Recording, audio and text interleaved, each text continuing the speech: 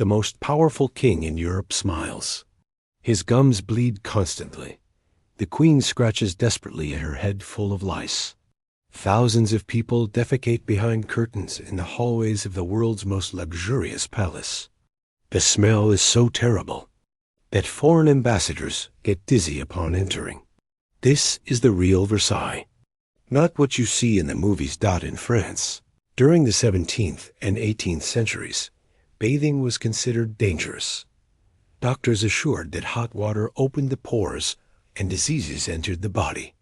Most nobles preferred to die rather than touch water.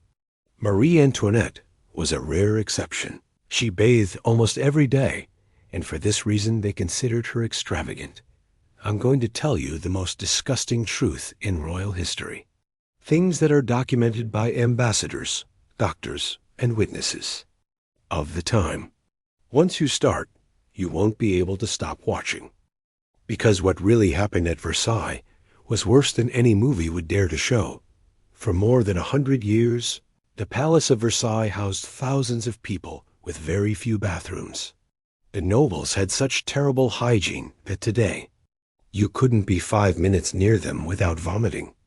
And now, I'm going to show you why, with real and documented facts.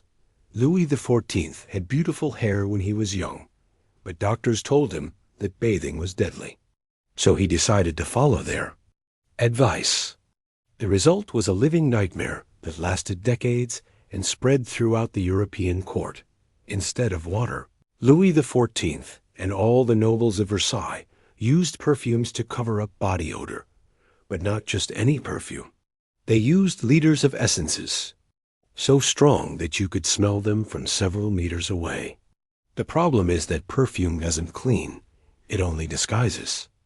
Imagine the smell they had after weeks without washing, sweating in those heavy dresses under the summer sun, covered in rancid perfume mixed with sweat and body grease.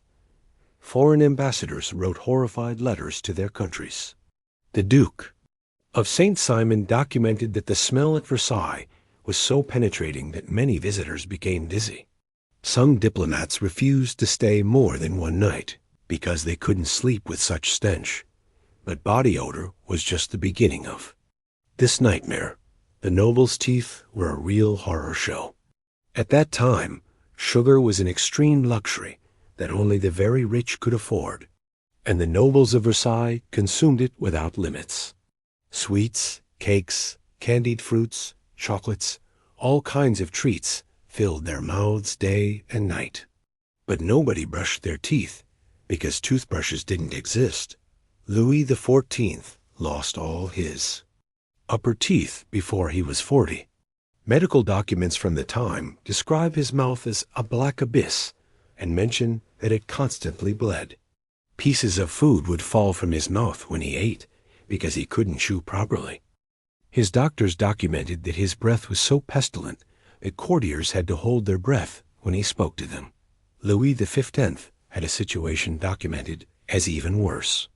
Medical records speak of constant abscesses, teeth that fell apart in pieces, and gums that bled so much they stained his shirts. He refused to smile in public because he knew the horror it caused. Portraits of the time show nobles always with their mouths closed, never smiling, precisely for this reason. The court doctors tried different treatments. They used pliers to pull out rotten teeth, but without anesthesia. The patient's screams could be heard throughout the palace. Many nobles preferred to live with constant pain rather than submit to these brutal procedures. But if you thought teeth were the worst, wigs were a nightmare apart. At Versailles, both men and women wore enormous wigs, some over 1/2 meter tall. These wigs were made with real hair, usually from poor people who sold their hair for money. The problem is that these wigs were never washed. Documents from the time confirmed that wigs were placed over natural hair, which was also never washed. After weeks and months of use, these wigs became the perfect home for parasites. Medical records speak of massive infestations of lice, fleas, and mites that lived among the powdered hair of French nobility. A testimony from the time describes how, with luck, they only had lice sometimes. There was a dry shampoo to try to control parasites, but it didn't work. To avoid odors, hair was constantly powdered, which caused premature hair loss. This was one of the reasons why wigs became so popular. Marie Antoinette had wigs so elaborate that she needed help to get through doors. Court records describe hair constructions that included miniature ships, complete gardens, and even cages with live birds. But the same documents also mention constant problems with parasites that had been reproducing for months without control. The wigs caused constant neck pain due to their weight. The servants who handled them wore special gloves because the parasites jumped constantly. Testimonies from the time describe how it was impossible to wear these wigs without scratching desperately. Special tools were invented to scratch the head without ruining the wigs.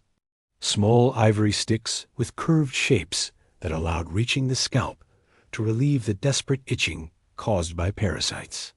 These sticks became so essential that they became fashion accessories, decorated with jewels and elegant engravings. But the lack of hygiene was not limited to bodies, teeth, and wigs.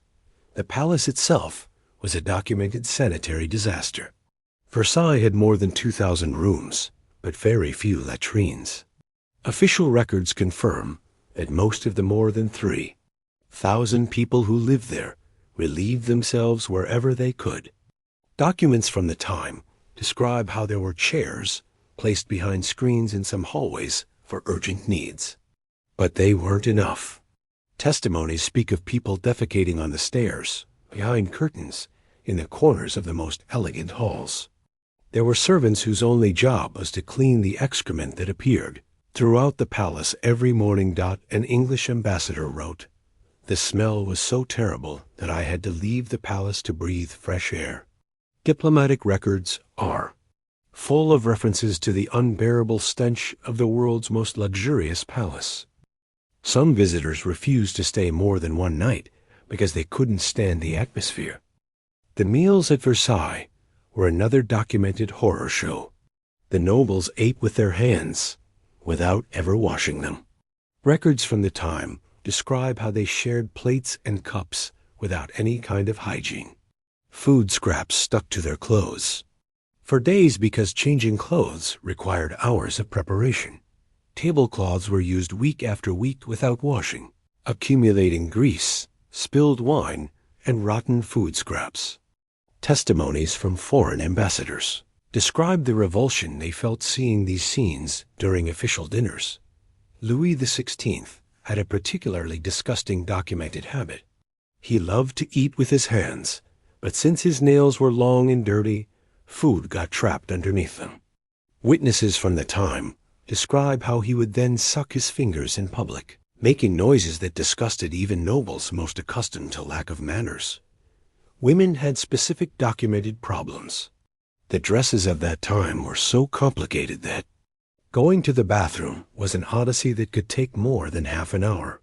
Medical records from the period confirmed that many simply urinated on themselves and let the urine run down their legs to the floor. The dresses were so long that no one could see what was happening underneath, but the smell spread throughout the room. Diseases ran through Versailles like a constant epidemic. Medical records from the time confirm that syphilis was extremely common among the nobility. Most nobles had some type of venereal disease, but no one spoke about it openly. Sores, rashes, and deformities were covered with thick makeup and more perfume. Louis XIV's medical documents describe an anal fistula that caused him constant pain and a nauseating smell. The operation to cure it was so brutal that several nobles fainted upon hearing the king's screams. Medical records confirm that even after surgery, the wound continued to suppurate for months, filling his clothes with pus and blood. Doctors of the time documented multiple cases of nobles who died from infections that today would be easy to cure with basic hygiene. But they preferred to die rather than challenge the medical beliefs of the time. About the dangers of water. The servants of Versailles had to deal with this documented nightmare daily. Palace records show that they changed sheets soaked with sweat, urine, and other bodily fluids. They cleaned vomit from the halls after parties. They picked up teeth that fell from nobles while they ate. And all this while enduring smells that would have made anyone with normal hygiene standards vomit. Testimonies from some servants who survived describe the techniques they developed to survive. They covered their noses with handkerchiefs soaked in vinegar. They breathed through their mouths to avoid smelling directly. And when they had to be very close to the nobles, they held their breath as long as possible. But perhaps the most shocking documented thing is that the nobles themselves didn't realize how disgusting they were. They were so accustomed to their own filth that it seemed completely normal to them. Records from the time show that when visitors from other countries who did bathe regularly arrived, the French nobles considered them strange and unsophisticated. Ambassadors who came from countries where hygiene was better wrote horrified letters to their governments. They described the cultural shock of encountering such a dirty court living in such luxury. Some diplomats asked to be transferred to other destinations because they couldn't stand the conditions. The fall of the French monarchy had many documented causes, but the disgust that the nobility caused in the common people was definitely one of them. Normal citizens, who worked hard and kept clean within their possibilities, saw these dirty and smelly nobles living in extreme luxury, financed with their taxes. Records from the time of the Revolution show that when Marie Antoinette was taken to the guillotine, one of the things that most impacted the crowd was discovering the reality behind all that pomp. Under all those luxurious clothes was a woman whose hair was completely white, not from age, but from shock and lack of care during her imprisonment. A contrast between the public image of elegance and the private reality of filth became a symbol of the monarchy's hypocrisy. The revolutionaries used these hygiene details as propaganda against the old regime. The Palace of Versailles remains one of the most visited places in the world. Millions of tourists walk through those same halls, where once lived the dirtiest nobles in Europe. Tour guides rarely mention these details, because they would ruin the romantic image of the place. But the documented reality is that for more than 100 years, Versailles was a place where the richest people in the world lived in hygiene conditions that we would consider inhuman today. Medical archives, testimonies from ambassadors, and records from the nobles themselves confirm each of these horrors. The next time you see a movie about French royalty, remember this real story. Behind all that gold and those elegant dresses hid a reality so disgusting that it would have been impossible to bear for anyone with minimum cleanliness standards. The perfumes they used were so strong because they had to disguise smells that were literally unbearable. The wigs so elaborate because underneath there was dirty hair full of parasites. The dresses so long because they covered legs stained with urine and excrement. This was real life at Versailles, a palace where extreme luxury coexisted with the most repugnant filth documented in history.